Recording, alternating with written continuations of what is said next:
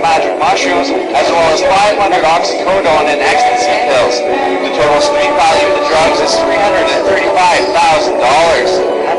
Of the charged, 8 were under the age of 20 and 15 under the age of 25. Our Chief Superintendent Scott Kahn says he isn't surprised, but he is disappointed. Tough economic times, jobs are difficult to find. Some people will resort to criminal behavior in order to supplement an income. It certainly is indicative of a problem within the community, and the fact that they resort to criminal behavior is something that we have to look at as a community and full response to the issue.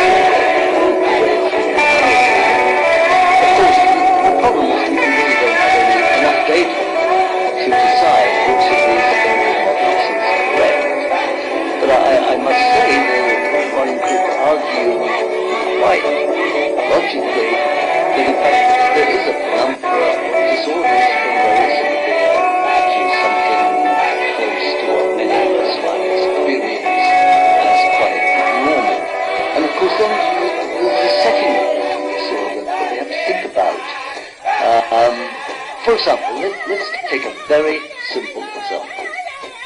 We have, say, a person who has a fear of heights, but they live in the prairies, in a small town, and there's no building more than 2 stories high. No bother.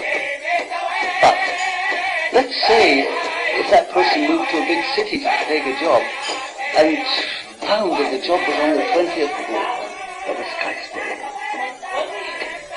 Now, this person might struggle to work for a day or two, but my guess is they would be able to come overwhelmed with anxiety. So in one circumstance they have no mental disorder, and in the other they're now almost incapacitated, can't work, and so on.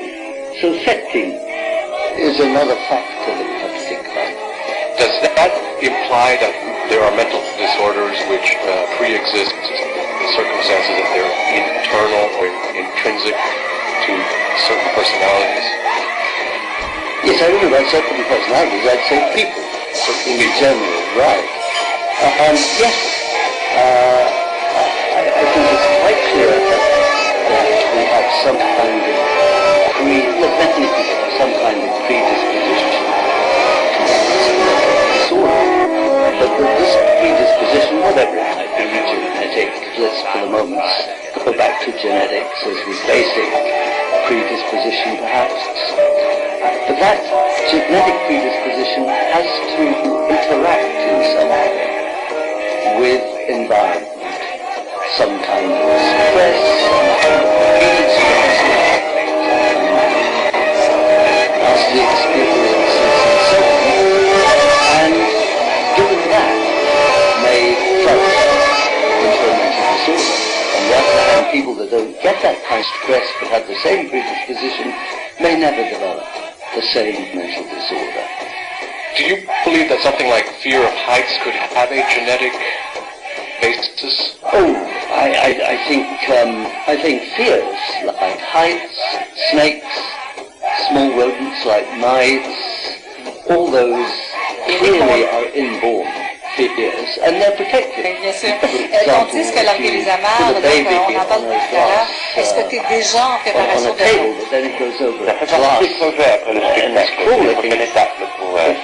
Instinctively stop when it sees Although Jefferson reached his limit, it was now mid-August, George maintained the Secretary Marshal for 2 months. 2 months, all he had to show, 3 delegate letters and 2 very expensive bombs to have built out. When school ended and he returned to Wisconsin, to Locust, Pennsylvania, she had sworn to maintain a certain fidelity. She would date occasionally, but merely as amusement. She would remain faithful. But lately, Waldo had begun to worry. He had trouble sleeping at night, and when he did, he had horrible dreams. He lay awake at night, tossing and turning repeated, tears welling in his eyes as he pictured Marcia, her sworn vows overcome by liquor, world soothes of some Neanderthal, finally submitting to the final caresses of sexual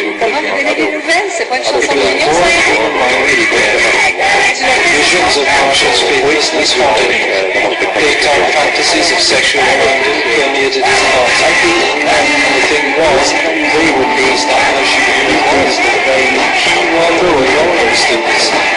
Yet intuitively, he was perfectly within the corner of the sun. It made her smile. She needed him. He wasn't there. The idea came to him on the Thursday before the Mama's parade was scheduled to appear. He just finished mowing and edging the Eccleston's lawn from $1.50 and checked the mailbox to see if it was instantly with pleasure. There was nothing but a circle of the Military Company of America inquiring into his own needs. They came. It was a New York feeling. You could go anywhere in the mail. The thought struck him. Wisconsin in the executive. You don't know what density the He was absurdly simple. He would ship himself past the post special delivery. The next day, Waldo went to the supermarket to purchase more or less mania was Staples' more of a medium-sized cardboard box just big enough to about that. He judged that mania was the highest form of poetic inspiration. A few air horse and Dionysus mania was the highest form of poetic inspiration. Dionysus was dangerous. Mania was the highest form of poetic inspiration.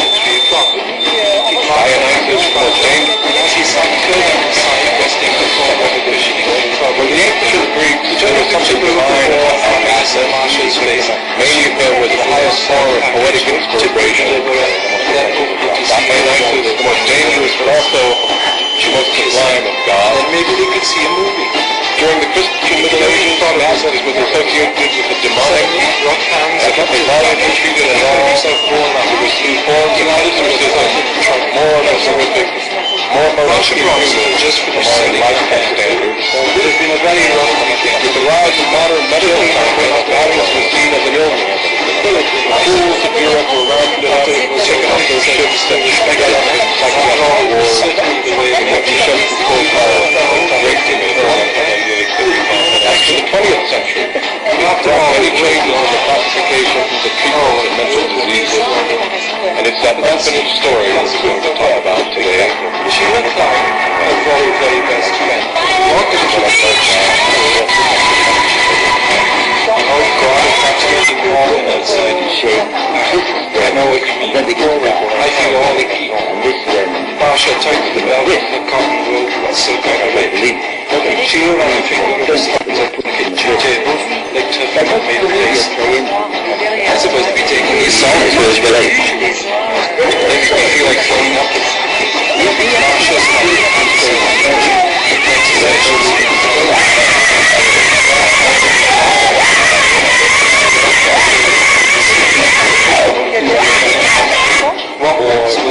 stay and attempted to touch her. You don't like it. I don't think I ever touched a decorator. Well, he gave up and sat down, this time near the small table and spoke to the telephone.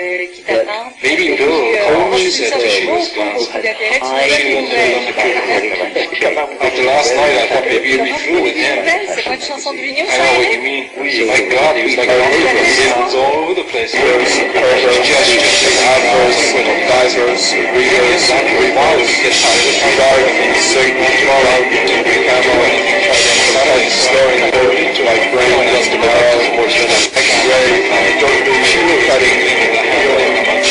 I tell you, I felt the same way. When you walked even before when he was powered, I wanted to Marsha's laughing very structure. It was at this point that Mr. Jameson of the style photo was right before the large sticker called when Marshall Bronson opened the door, he had some kind of package in. He had his yellow and his green slips of paper signed and left with a 15-cent tip that Marsha had gotten out of her mother's small beige pocketbook in the den. What do you think it is, Sheila? I think Marsha stepped out and tried to deal with it. I was there as we got the car with cards and some kind of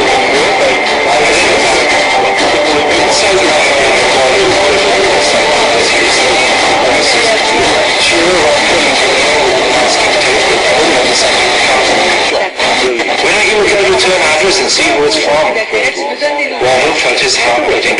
He could feel the light footsteps. It would be soon. Marsha walked around the carton and read the ink-splashed label. Oh, God, it's from Waldo. That schmuck, said Sheila. Waldo trembled with expectation. Well, you might as well open it, said Sheila, and both of them tried to lift the stapled flap. They tugged on the flap again. My God, you needed power drill to get this thing open. They pulled again. You can't get a grip. They both stood still, breathing heavily. Why don't you get a scissor, said Sheila. Marsha ran into the other all she could do was to sell her scissor. When she remembered that the barber kept the closure items in the basement, she ran downstairs. When she came back up, she had a large sheet metal envelope in her hand. All up on the table. This is the best I could find. We got money here, you do it. I'm going to die. She sank at a large fluffy couch and exhaled noisily. Sheila tried to make a slit between the masking tape and the end of the cardboard flap, but the blade was too big and there wasn't enough room. God damn this thing, she simply very exasperated. Then smiling, I got an idea. What, said Marsha? Just one, said Sheila, but you think it doing that.